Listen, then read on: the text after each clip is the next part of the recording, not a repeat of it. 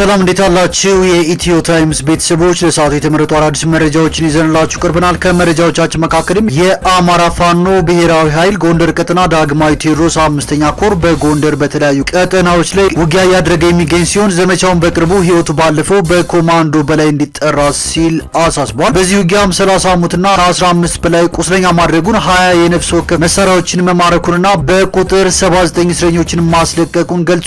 በሌላ በኩል ለጎንደር ከተማ ነዋሪዎች ከአማራ ፋኖ ብሔራዊ ኃይል ጎንደር ቀጠና መልእክትና ማሳሰቢያ ተላልፏል። ዝርዝሩን የምናስደምጣችሁ ይሆናል። ከአማራና ከኦሮሚያ ክልሎች ውስን ስፍራዎች ውጪ በኢትዮጵያ ሰብአዊም ቁሳዊም ጉዳት እያደረሰ ያለ ግጭት የለም ያሉት የሰላም ሚኒስትር አቶ መሐመድ እድሪስ በክልሉ ካሉት 265 ወረዳዎች ውስጥ መንግስት የማይቆጣጠራቸው 2 ወረዳዎችን ብቻ መሆናቸውን አክለዋል። የመንግስት ኮሚኒኬሽን አገልግሎት ሚኒስትር ዶክተር ለገሰ ቱሉ በበኩላቸው አብዛኛው በመሳሪያ በጉልበትና በአፈሙዝ ወይም በህዝባዊ አመጽ ስቴት ማሽነሪን በማፍረስ የተለያዩ አካባቢዎችን የመቆጣጠር ፍላጎት አላቸው ሲሉ ገልጸዋል። አሁን ኢትዮጵያ ያለችበት የሰላም ሁኔታ ባለፉት 7 ዓመታት ይቅርና ባለፈው ወር ከነበረችው የተሻለ ነው ሲሉም ዶክተር ለገሰ ቱሉ ጨምረው ተናግረዋል። ተጨማሪ መረጃ በዜናችን አካተናል። ሌተናል ጀነራል ብርሃኑ በቀለ በሰራዊቱ የግዳጅ ቀጠና ተገኝተው ሰራዊቱን ባበረታቱበት ወቅት የኢትዮጵያን ሰላምና እድገት የማይሹ ቅጥረኞች በሰራዊታችን ጠንካራ ክንድ የእጃቸውን አግኝተዋል፣ ለምንም አይነት ፈታኝ ሁኔታዎች የማይበገር ጠንካራ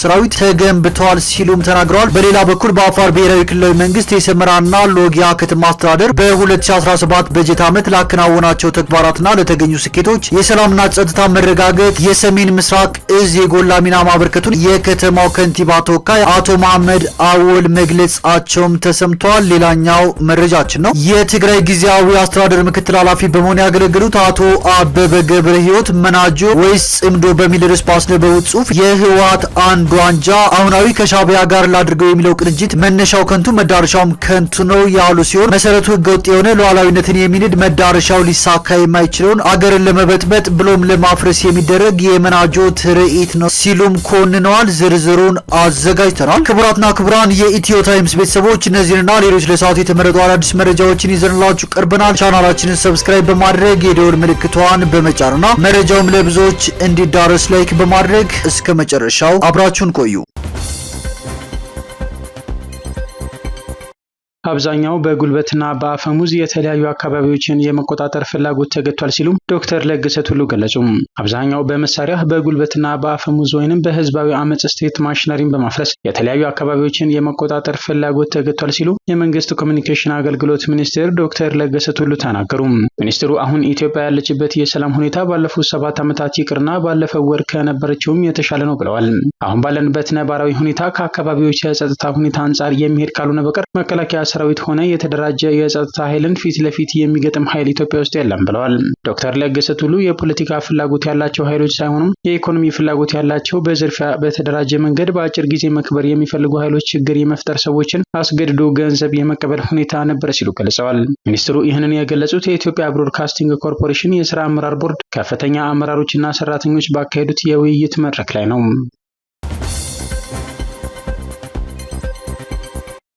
ሌተናል ጀነራል ብርሃኑ በቀለ ለምንም አይነት ፈታኝ ሁኔታዎች የማይበገር ጠንካራ ሰራዊት ተገንብቷል ሲሉ ተናገሩ። ግዳጁን በጽናት የሚፈጽምና በምንም አይነት ፈታኝ ሁኔታዎች የማይበገር ጠንካራ ሰራዊት ተገንብቷል ሲሉ የሰሜን ምዕራብ እዝ ዋና አዛዥ ሌተናል ጀነራል ብርሃኑ በቀለ ተናገሩ።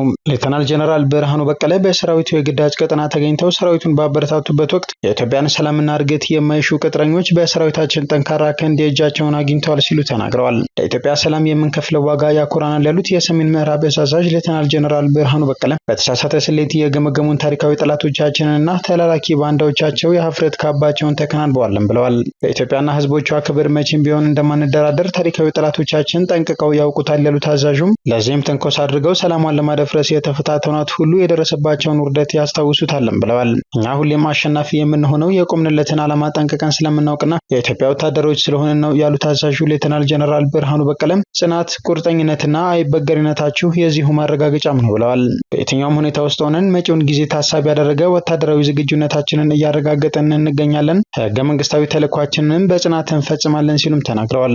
የሰራዊቱ አባላት በበኩላቸው የቀጠናውን ሰላም አስተማማኝ ለማድረግ በርካታ ስኬታማ ተልዕኮችን ስንፈጽም ቆይተናል። አሁንም ማንኛውንም ግዳጅና ተልዕኮ በጀግንነት ለመፈጸም እንደ ግልም የሆነ እንደ አሃድ ዝግጁነታችን ከመቼውም ጊዜ በላይ የላቀ ነው ብለዋል።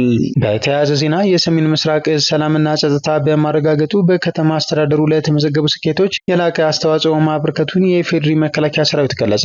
በአፋር ብሔራዊ ክልላዊ መንግስት የሰምራና ሎጊያ ከተማ አስተዳደር በ2017 በጀት ዓመት ላከናወናቸው ተግባራትና ለተገኙ ስኬቶች የሰላምና ጸጥታ መረጋገጥ የሰሜን ምስራቅ እዝ የጎላ ሚና ማበርከቱን የከተማው ከንቲባ ተወካይ አቶ መሐመድ አወል ገልጸዋል። አቶ መሐመድ አወል ከእዙ ሚዲያ ጋር ባደረጉት ቆይታ እንደገለጹት ከተማ አስተዳደሩ በበጀት ዓመቱ የመንገድ መሰረተ ልማት፣ የግንባታ፣ የኮሪደር ልማትና መሰል ተግባራቶችን ለማከናወን ሰፊ እቅድ ነድፎ ወደ ትግበራ የገባ መሆኑንና አበረታች ውጤት ማስመዝገብ መቻሉን ገልጸዋል። ከሀገራዊ ለውጡ በፊት ከ40 ሚሊዮን የማይዘል የነበረው የገቢ መሰብሰብ ሂደት ወደ 400 ሚሊዮን ከፍ ማድረግ የተቻለ መሆኑን አብራርተዋል። የከተማው የኮሪደር ልማት በፍጥነት እየተከናወነ ሲሆን ከ68 እስከ 70 በመቶ ውጤት መመዝገቡን አቶ መሐመድ አስታውቀዋል። እንደ አቶ መሐመድ ገለጻ ሰላም የእድገትና የልማት ቁልፍ መሳሪያ ተደርጎ የሚወሰድ ሲሆን በክልሉና በከተማ አስተዳደሩ ለተረጋገጠው አስተማማኝ ሰላምና ጸጥታ በአካባቢው የሚገኘው የሰሜን ምስራቅ እዝ የሰራዊት ክፍል የማይተካ ሚና ተጫውቷል። ሰራዊቱ የአካባቢውን ሰላም ለማረጋገጥ አስፈላጊውን መስዋዕትነት ሁሉ እየከፈለ ይገኛል ብለዋል። አቶ መሐመድ አወል አያይዘውም የአፋር ህዝብ በሰላምና በኢትዮጵያ የማይደራደር መሆኑን የገለጹ ሲሆን በአንዳንድ የሀገራችን አካባቢዎች ሰላምን ለማደፍረስ እየሰሩ ያሉ ኃይሎች ሰላም የልማትና የእድገት ማነቆ መሆኑን ተገንዝበው ወደ ሰላም እንዲመለሱ ጥሪያቸውን አስተላልፈዋል። የኢፌዴሪ መከላከያ ሰራዊት ሀገር አደጋ በገጠማት ጊዜ ሁሉ የማይተካ ህይወቱን እየከፈለም ሀገርን በመስዋዕትነት ያዳነ ኃይል ነው ያሉት ከንቲባው መላው የኢትዮጵያ ህዝቦች ከጎኑ ሊቆሙና ሊደግፉት ይገባል ብለዋል። ለጎንደር ከተማ ነዋሪዎች ከአማራ ፋኖ ብሔራዊ ኃይል ጎንደር ቀጠና መልእክት ተላልፏል። የታሪካዊቷ ጎንደር ከተማና አጎራባች አካባቢው ነዋሪዎች አገዛዙ ወገናችንን መግደሉ፣ ማቁሰሉ፣ መዝረፉ፣ ማፈናቀሉ፣ ሀብት ንብረትን ማውደሙ እንዲሁም እልፍ ወገናችንን በእስር እያሰቃየ በሚገኝበት በዚህ ዘመን እንዲሁም ወጣቶችን አስገድዶ ለውትድርና እያፈሰ በሚገኝበት አስከፊ ሁኔታ ውስጥ ሆነህም አገዛዙ ተገርስሶ ፍትህና ርትዕ እየተመኘህና ለፈጣሪ እየተማጸንክ ባለህበት ዘመን አገዛዙ አዲስ ተጨማሪ የበደል ውጥን አቅዶ በጎንደር ከተማ ለቀናት የሚዘልቅ የማናለብኝነት ንቀት ፌስቲቫል ደግሶ አስገዳጅ ወከባዎችን ከወዲሁ በነዋሪዎች ላይ ጀምሯል ያለው መግለጫው አስገዳጅ ሰልፍ፣ ፖለቲካዊ ትዕይንቶችን ሁሉ ለማድረግ በቁስልህ ላይ እሾህ ሲወጋ ለአማራ ፋኖ ብሔራዊ ኃይል ጎንደር ቀጠና የከተማችን ጎንደር ነዋሪ የትብብር ጥሪ አድርሰናል ብሏል። ስለሆነም ጀግናው የጎንደር ህዝብ ጥሪህን ተቀብለን በትብብር ወታደራዊና ሌሎች ተግባሮችን ዛሬ ግንቦት 27 ቀን 2017 ዓ.ም ከንጋት 11 ሰዓት ጀምሮ ገቢራዊ እያደረግን እንገኛለን ያለው መግለጫው የመጀመሪያው የዕለቱ ተልዕኮ በስኬት መጠናቀቁን ገልጾ ቀጣዩን መርሃ ግብር አጠናክሮ ለመቀጠል የሚከተሉትን ትብብሮችን ጠይቃለን ብሏል። አንደኛ፣ ወዶም ሆነ ተገዶ ድግሶችና የፖለቲካ ትዕይንት መድረጎችን ማንም ሰው እንዳይገኝ። ሁለተኛ፣ የተወጠነውን ሴራ ለመቀልበስ ተባባሪ እንዲሆን። ሶስተኛ፣ የአገዛዙ ፖለቲካዊና ወታደራዊ አመራሮችና አባላት በሚገኙበት ቦታ ባለመገኘት ደህንነታችሁን እንድትጠብቁ። አራተኛ፣ ከአገዛዙ ሹመኞች ጋር ማንኛውንም ኢኮኖሚያዊ፣ ፖለቲካዊ፣ ማህበራዊና መረጃ ነክ ግንኙነት እንዳታደርጉ። አምስተኛ፣ መረጃ በመስጠት የተለመደውን ትብብር እንድታደርጉ። ስድስተኛ፣ በዋና ዋና መንገዶች፣ አዳራሾችና መሰል ቦታዎች ባለመገኘት የተለመደውን ድጋፍና ትብብር እንድታደርጉልን ደህንነታችሁንም እንድትጠብቁ ከአደራ ጋር መልእክት እናደርሳለን ያለ ሲሆን ያንን ማሳሰቢያ ችላ ብሎ የተላለፈ ኃላፊነቱን ሙሉ በሙሉ ግለሰቡ የሚወስድ ይሆናል ሲል አሳስቧል።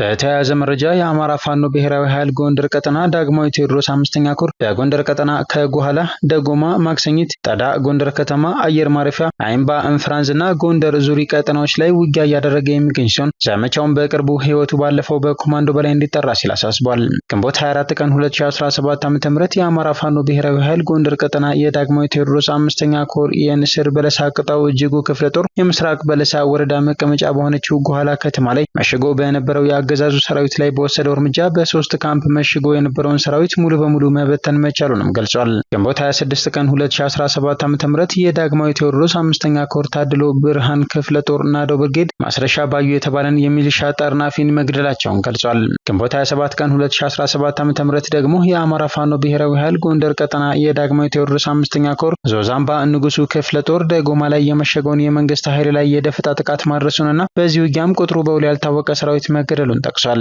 በዚህ ዕለትም የጥቁር አንበሳ ክፍለ ጦርና የንስር በለሳ ቅጣው እጅጉ ክፍለ ጦርና የአማራ ፋኖ ጎንደር ጠቅላይ ግዛት እዝ አጼዎቹ ክፍለ ጦር በሻለቃ አሌክስ የምትመራው ደጃዝማች አስናቀ ብርጌድ ማክሰኝት ከተማ በመግባት ከተማዋን ሙሉ በሙሉ መቆጣጠራቸውን የገለጸ ሲሆን በከተማዋ የነበረው ሰራዊት ሙሉ በሙሉ ተደምስሷል ብሏል። በከተማዋ ህዝብ ላይ እናንተ የፋኖ ደጋፊ ናችሁ ያለ ከባድ ድብደባ ሲፈጽም የነበረው ኢንስፔክተር ሞላ የተባለ የፖሊስ ጣቢያ መምሪያ ኃላፊ ላይ እርምጃ እንደተወሰደበትና በእስር ላይ የነበሩ እስረኞችንም ማስለቀቅ መቻሉን ያመላከተው ዳግማዊ ቴዎድሮስ 5ኛ ኮር በዚያው ውጊያም 30 ሙትና ከ15 በላይ ቁስለኛ ማድረጉን 20 የነፍስ ወከፍ መሳሪያዎችን መማረኩንና በቁጥር 79 እስረኞችን ማስለቀቁን ገልጿል። በዚህ ዕለትም የዳግማዊ ቴዎድሮስ 5ኛ ኮር አካል የሆኑት የታድሎ ብርሃን ክፍለ ጦርና ጎንደር የበጋሻው ክፍለ ጦር ከጠዳ ጀምሮ እስከ ጎንደር አየር ማረፊያ ፈንጠር ድረስ ሲዋጉ መዋላቸውን ጠቅሶ በዚህ ውጊያም ብዛት ያለው የመንግስት ኃይል መሞቱንና የነፍስ ወከፍ መሳሪያዎችን መማረኩን አክሏል። በደንቢያ አይምባ ቀጠና የሚንቀሳቀሰው በጌምድር ክፍለ ጦር አይሸሽም ብርጌድም የ5ኛ ኮርን ጥሪ ተቀብሎ ተቀላቅሎ እንደነበር አመላክቷል።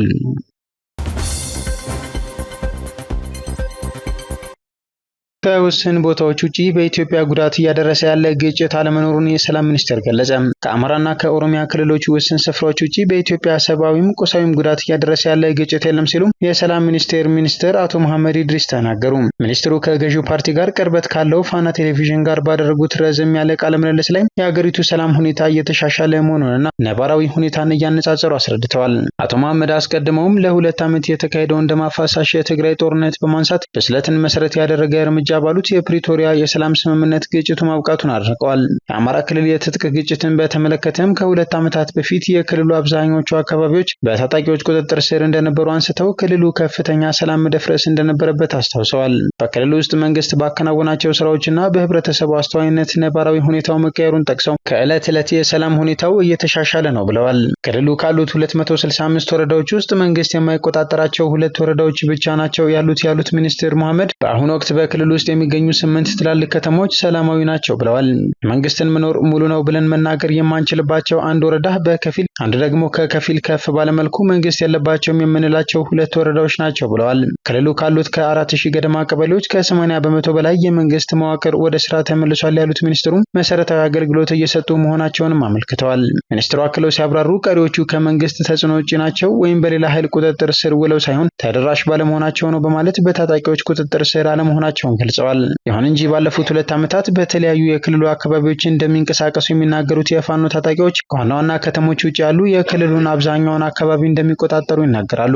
የሰላም ሚኒስትሩ አቶ መሐመድ በክልሉ ውስጥ ፍላጎቱን የሚያስፈጽም ከታጠቁ ከመንግስት ኃይሎች ጋር ፊት ለፊት የሚያጠቃ ወይም የሚመክት ከተሞችን ተቆጣጥሮ ለአስተዳደር የሚል ኃይል የለም በማለት የዕለት ከዕለት እንቅስቃሴን የሚያውኩ ወንጀለኞች የሉም ማለት ግን አይደለም ብለዋል። በስም ያልጠሯቸው የፋኖ መሪዎች ክልሉን ለቀው በጎረቤት ሀገራት ብቅ ጥልቅ የሚሉ እንጂ ያን ያህል ተጽዕኖ የሚፈጥሩበት ሁኔታ ላይ አይደሉም በማለት ተገዳዳሪ ኃይል የለም ሲሉ አጣጥለዋል። መንግስት እግሩን ተክሎ ለህብረተሰቡ የሚገባውን አገልግሎት መስጠት፣ ሰላምና ጸጥታ ማስከበር የሚችልበት ሙሉ ቁመና ላይ እየደረሰ ባለበት ዋዜማ ነው ሲሉም መንግስት በክልሉ ውስጥ ከፍተኛ ሚና እንዳለው ሚኒስትሩ አክለዋል።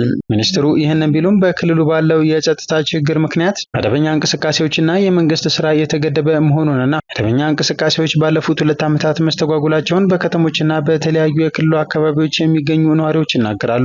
መንግስት ሸኔ ከሚለው ከኦሮሞ ነጻነት ሰራዊት እንቅስቃሴ ጋር በተያያዘ የጸጥታ ችግር ባለበት የኦሮሚያ ክልልን ሰላም ሁኔታን አያይዘው ያነሱት አቶ መሐመድ በተወሰዱ የፖለቲካ ውሳኔዎች በክልሉ መንግስት ውስጥ ጠንካራ ሆኗል ብለዋል።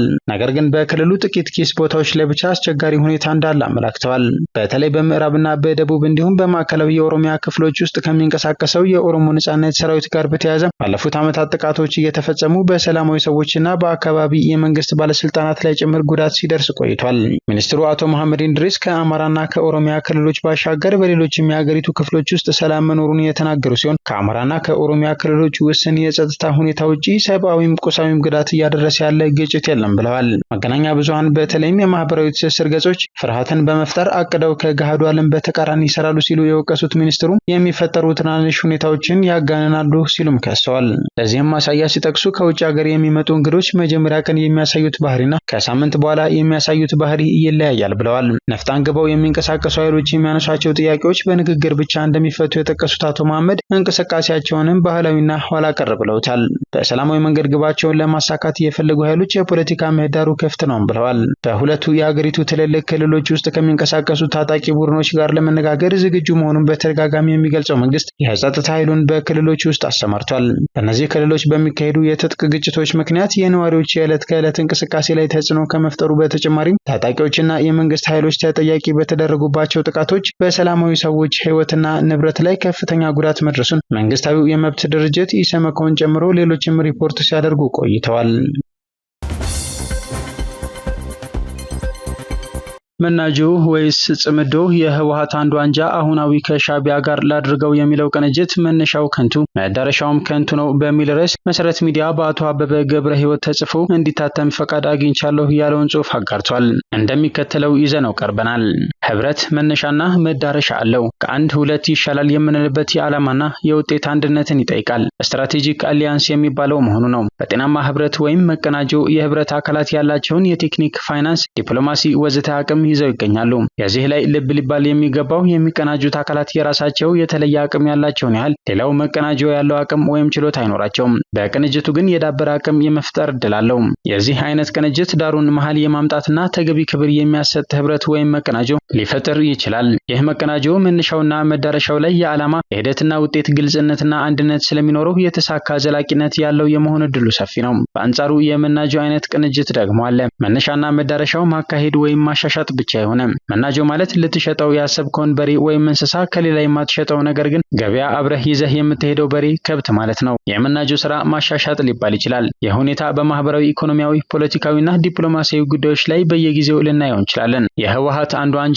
አሁናዊ ከሻቢያ ጋር ላድርገው የሚለው ቅንጅት መነሻው ከንቱ መዳረሻውም ከንቱ ነው። የዓላማና የውጤት አንድነት የሌለው መሰረቱ ህገወጥ የሆነ ሉዓላዊነትን የሚንድ መዳረሻው ሊሳካ የማይችለውን ሀገርን ለመበጥበጥ ብሎም ለማፍረስ የሚደረግ የመናጆ ትርኢት ነው። እንዲሸጥ የታሰበው የሻቢያ ወጥነት ያለው ኢትዮጵያን የማዳከም ሸቀጥ አካል ነው። ጽምዶ ሳይሆን መናጆ በሉት በስሙ ሲሉም የትግራይ ጊዜያዊ አስተዳደር ምክትል ኃላፊ በመሆን ያገለገሉት አቶ አበበ በጻፉት ጽሑፋቸው ላይ ገልጸዋል።